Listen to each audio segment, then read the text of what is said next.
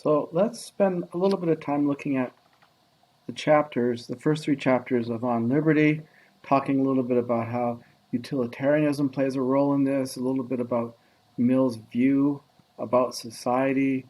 In some ways, he is a lot like us, and in some ways, he's not. And I think that's important to bring out.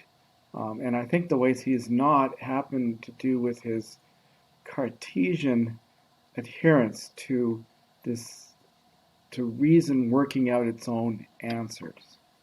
So the first short little bit is just the introduction. I mean, chapter one, not the introduction.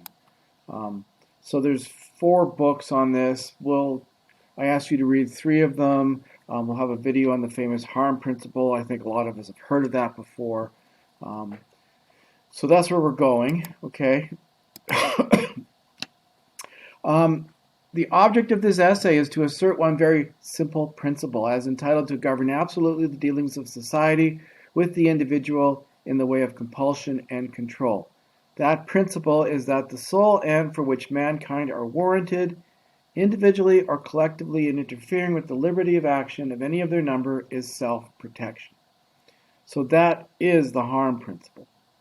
Okay, but before we get there, we're going to have to talk a little bit about why why there should be freedom of opinion.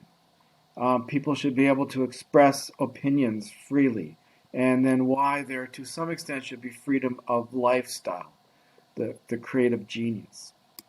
Okay, so Mill says in the beginning chapter that communities limit the amounts of things that people can think, say, or do, either by passing laws or by social control. The first he calls the tyranny of the magistrate. The second he calls the tyranny of the majority. That second one, he talks a little bit more about that, and he says that this is something that's practiced by society and more formidable than many kinds of political oppression because it leaves fewer means of escape, it penetrates more deeply into the details of life, and it enslaves the soul. So what he's talking about is conformity, and that there's a tendency in society to make us all conform, to fit the mold. And we have to fight that and actively encourage different ways of thinking and different ways of acting so that our society will be happier. Will there be more happiness or more pleasure in society? Okay, so that's Mill's view of progress.